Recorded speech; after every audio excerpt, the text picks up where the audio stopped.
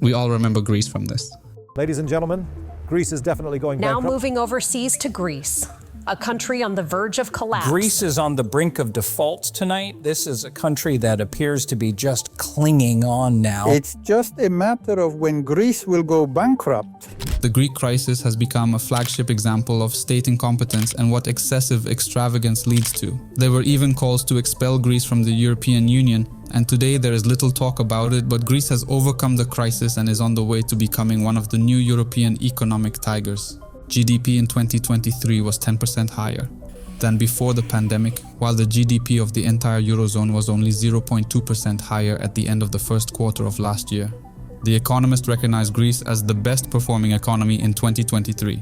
From a debt of 230% at its peak, today it has decreased to 160%. The goal is to be equal to Italy in 2028 and ultimately to drop below 100%, slowly approaching the EU average. This is amazing because not so long ago, there were scenarios in which Greece would become bankrupt outside the Eurozone and the European Union itself. While other economies, such as the US, are racking up debt, Greece magically cuts its debt. The comeback of the Greek economy holds good lessons for the rest of us. Government debt as a proportion of GDP is falling steadily. The result is a buoyant economy that is a pleasant standout in a dreary economic environment. No wonder the Prime Minister and his party recently won re-election handily. Now much more needs to be done. Personal income tax rates need serious pruning. Deregulation, especially for Greece's labor markets, is a necessity. But Greece's direction is a model for the kinds of policies most nations, including the US, badly need to emulate. According to Moody's, a company that evaluates bond ratings, Greece is already recording a world record decline in the debt ratio by exactly 26 percentage points. In second place will be Portugal with a decline of 15%, and in third place will be Great Britain with a decline of 6%. In Greece, near Athens on the site of an abandoned airport, the largest 15-minute city in Europe is being built. 25,000 people will live in Ellinikon. Its first housing estates are to be put into use in the third quarter of 2026. The entire investment will cost EUR 8 billion and will be the largest new city in Europe. Greece has gone from being a pariah to a place of innovation and important investments. So in today's video, we decided to analyze how the Greeks made this revolution, what their future plans are, and what exactly the economic data say. I invite you to watch today's video.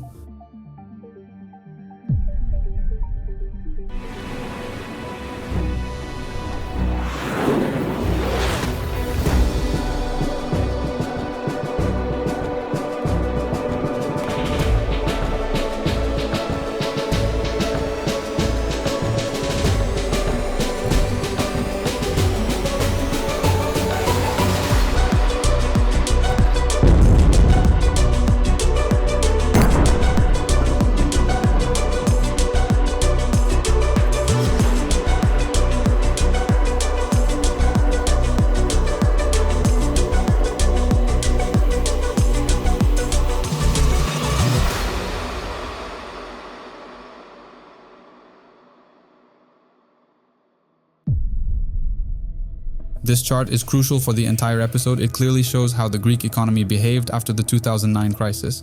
After more than 10 years of reduction, it was time for a rebound. And at a critical moment, the loss was as much as 30% compared to what it was before the crisis in the Eurozone. In 2023, Greece's GDP has almost returned to its pre-crisis level, although there is still some catching up to do. However, ultimately, according to forecasts, the country is expected to overtake its current economic record at the turn of 2026 and 2027. The Greeks have a lot of reason to be proud after such a spectacular fall. Returning is not easy, but let's take a look at how Athens managed to do it. A short historical background. The Greek financial crisis, which began in 2007 to 2009, had its roots in deep-seated structural problems and fiscal policy failures. For many years, Greece pursued a policy of excessive public spending, which led to a continuous increase in public debt. The debt was incurred outside the systemic debt that was hidden from the European Union in order to accept Greece as a member of the Eurozone. The country became a member on January 1st, 2001. As a result, the Greek economy, which was trusted at that time, began to grow like a weed. The truth was that this growth was made possible by fraud. Greece violated the rules of fiscal discipline and never met the Maastricht criteria, which are the basis for admission to the Eurozone.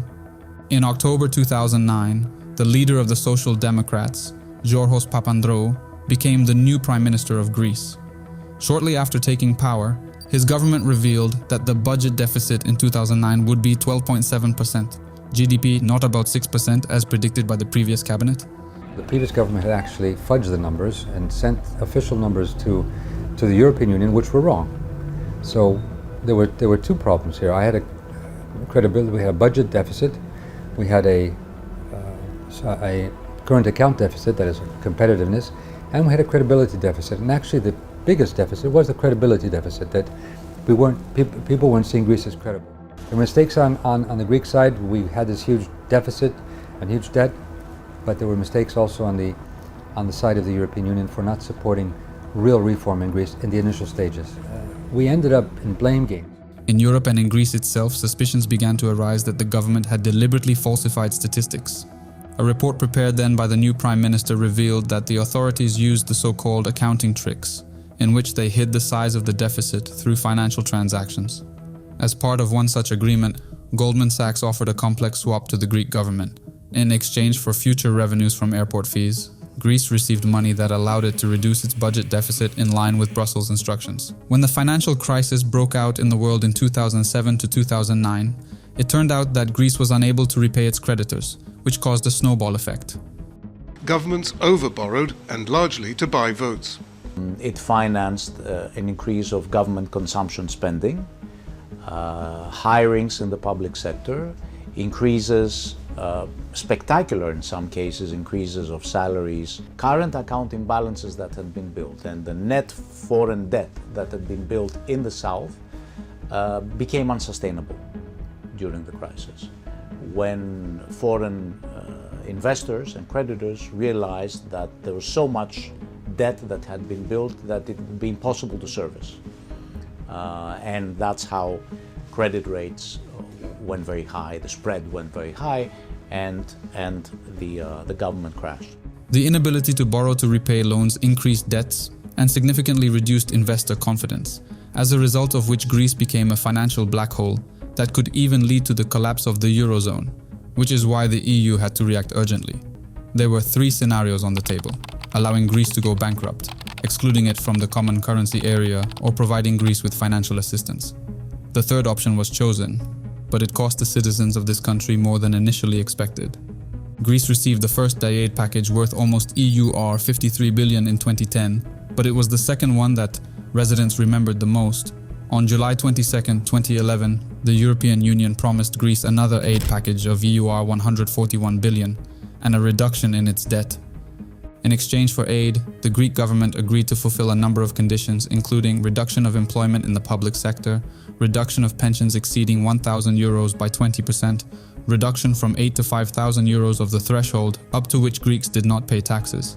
In addition, there were a number of restrictions that resulted in protests reaching even over 100,000 inhabitants, which is a huge number of people, especially since Greece is a country with 10 million inhabitants, but the policy of belt tightening helped, and after 2015 certain decisions began to lead Greece towards a bright future again. This change, however, was not without painful wounds. The first thing the Greek government did was to reduce the rigidity of the labor market, among other things, by making it easier to dismiss workers and lowering minimum wages. In this way, the value of Greek salaries has become about 30% lower than before the crisis. At the other extreme is Poland, which has increased real salaries by 30%. The Greek crisis is comparable to the Great Depression in the United States. Greece has gone from being a country with a higher average GDP per capita than that in the EU, to becoming the second poorest country in the EU after Bulgaria, equaling Romania. However, with the current rebound, Greece is chasing Poland, and if the current growth continues, it has a chance to overtake this country. One of the most important steps was the reduction of administrative positions and significant simplification of procedures in the context of starting a business.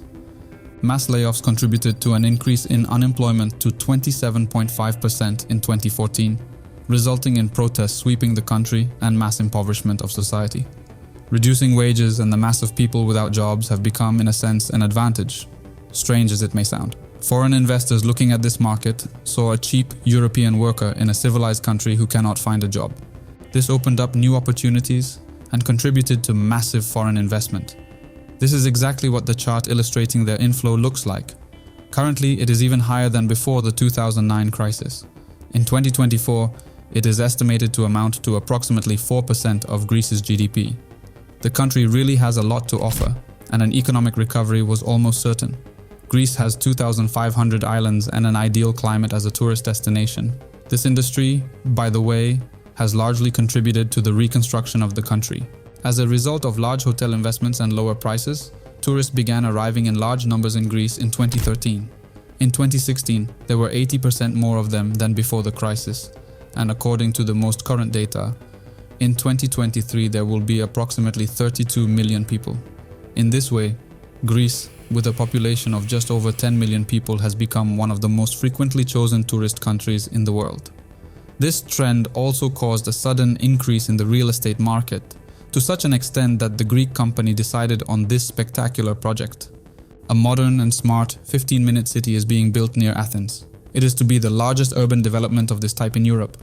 The construction is expected to cost EUR 8 billion and is at a very advanced stage. Τρία στοιχεία που νομίζω είναι τα πιο σημαντικά σε αυτό το master plan. Προφανώς το πάρκο, το κεντροβαρικό, αλλά η ανάπλαση όλης της παραλίας της Αθήνας και μαζί με αυτήν και το ψηλό κτίριο κατοικιών, ο πύργος της Μαρίνας, που είναι το πόσιμο της ανάπτυξής μας και είμαστε πολύ περήφανοι για το σχεδιασμό που έχει ήδη υλοποιηθεί.